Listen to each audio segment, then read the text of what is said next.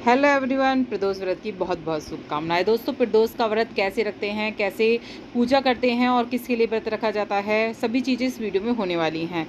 तो वीडियो उपयोगी लगे तो लाइक सब्सक्राइब जरूर करिएगा, बाद में आप भूल जाते हैं। दोस्तों, प्रदोष का व्रत जो होता है माता गौरा और शिव जी के लिए रखा जाता है, दोनों के लिए ही व्रत रखा जाता है। बहुत से लोग त्रयोदशी के नाम से व्रत को जानते हैं, बहुत से सिर्फ महादेव के लिए व्रत को जानते हैं, बहुत से माता गौरा के लिए त्रयोदशी के व्रत के रूप में इसको जानते हैं। लेकिन ये दोनों के ही रूपों के लिए पूजा करने के लिए बनाया गया है। कहते हैं शिव पार्वती की साथ में पूजा करने से बहुत ज़्यादा फलों की प्राप्ति होती है। कोई सी भी परेशानी हो, प्रदोष भी कई तरह के होते हैं, शुक्र प्रदोष, बुध प्रदोष, तो सबके अलग अलग वो जो होते हैं प्रदोष, वो हमारे जैसे शुक्र प्रदोष है तो हमारे शुक्र को मजबूत करता है, शनि प्रदोष है तो हम पे राहु केतु के जो वो आ जाते हैं वो हमारे ख़त्म करता है। तो अलग अलग प्रदोषों के अलग अलग फ़ायदे होते हैं।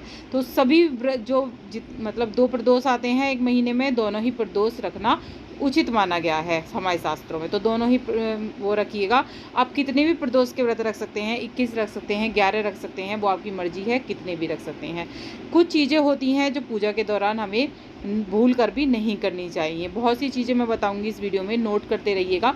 सबसे पहले क्या होता है, जब इस व्रत को आप कर रहे हो तो याद रखें, एक दिन पहले जो वैसा भोजन है जैसे कि लहसुन है, प्याज है, या फिर आप मांसाहारी हैं तो मांसाहार जो है सब चीज़ छोड़ देनी चाहिए एक दिन पहले से ही।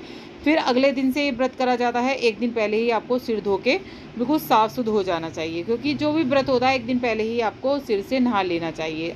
जो व्रत वाला दिन होता है उस दिन सिर नहीं धोया जाता है। खासकर सोमवार के दिन भी मना करा जाता है।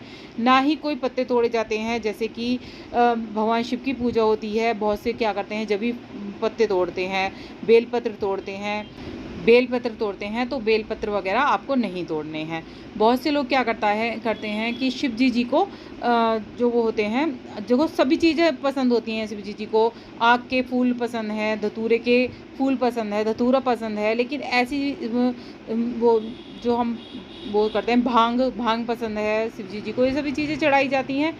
लेकिन है ना, कुछ चीज़ें होती हैं जो हमें पसंद के बाद भी नहीं चढ़ानी चाहिए। तो उसमें वो क्या है, वो होता है भांग।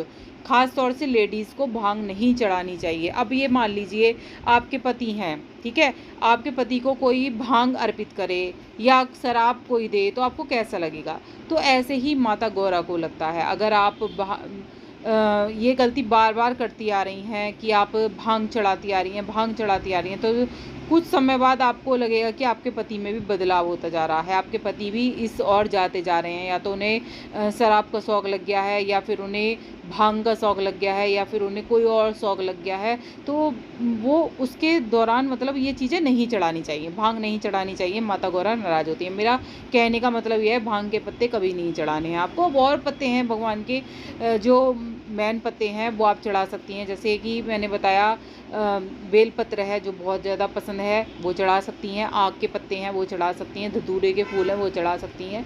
तो और भी चीज़ें हैं ये आप चढ़ा सकती हैं। बस एक भांग के पत्तों का ध्यान रखिएगा, लेडीज़ तो ख़ास तौर से नहीं चढ़ाएं, अगर जेंट्स भी हैं तो नहीं चढ़ाएं। मैं तो यही कहूँगी, भांग के पत्ते।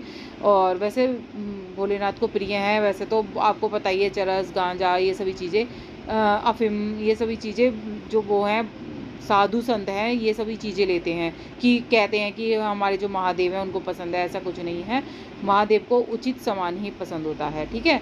अब आगे बढ़ते हैं दोस्तों, बिना वेस्ट करे वीडियो को। तो और क्या है, हमें पूजा करनी चाहिए। तो शाम के समय हमें पूजा करनी। प्रदोष व्रत का मतलब होता है शाम के समय। तो शाम के समय हमें इस पूजा को करना चाहिए। तो शाम को आपको क्या करना है, एक चौकी तैयार कर लीजिए, चौकी पर शिव पार्वती स्थापित कीजिए। आप मंदिर में भी कर सकते हैं, मंदिर चले जाइए और भगवान जी को पसंद जो होती हैं, मीठी चीज़ें पसंद होती हैं, जैसे कि खीर पसंद होती है, खीर का आप भोग लगा सकते हैं। ऐसी चीज़ें जो है महादेव को बहुत पसंद है। माता गौरा को भी सफ़ेद दूध की चीज़ें बहुत पसंद है, तो खीर बनाए तो और भी अच्छी बात है।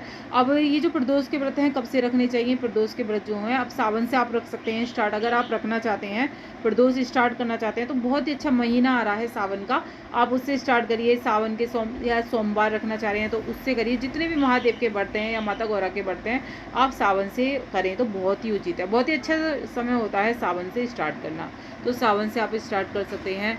इसके अलावा प्रदोष के दिन अच्छे से महादेव की पूजा करनी चाहिए। शाम के समय ही प्रदोष का जो समय होता है वो शाम का ही समय होता है, शाम के समय ही इसकी पूजा होती है। फिर व्रत खोला जाता है। तो व्रत खाने से खोल सकते हैं आप, फलाहार भी ले सकते हैं, फलाहार से भी इस व्रत को कर सकते हैं, नहीं तो एक समय आप भोजन कर सकते हैं। भोजन में वही सात्विक होना चाहिए भोजन, और कोई भी मांसाहार या कोई भी लहसुन प्याज का नहीं होना चाहिए।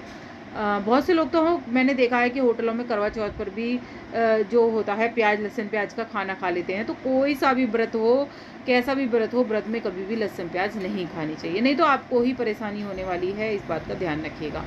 तो बस यही कहूँगी। और कुछ पूछना हो प्रदोष के बारे में तो ज़रूर पूछिएगा, सारी मैंने बताई है।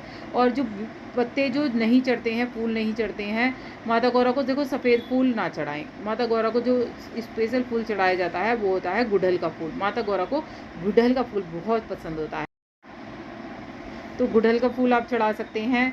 और भोलेनाथ को हल्दी नहीं चढ़ाई जाती है, और भोलेनाथ को जो है ना ही रोली चढ़ाई जाती है। तो आप जो महादेव का श्रृंगार करेंगे सिर्फ जो चंदन आती है उसी से करें। माता गौरा को रोली चढ़ाई जाती है, माता गौरा को सिंदूर लगाया जाता है। जितना हो सके आप माता गौरा को श्रृंगार की सामग्री प्रदोष के दिन जरूर चढ़ाएं। दोनों को कलावे से बंधन में बांधे, कलावे का बंधन जो होता है उससे बांधना चाहिए प्रदोष के दिन, और दोनों को ही 2 तरह के फल जरूर चढ़ाएं। और इसके अलावा कुछ पूछना हो तो कमेंट बॉक्स में ज़रूर पूछिएगा, मैं ज़रूर उत्तर दूंगी। राधे राधे।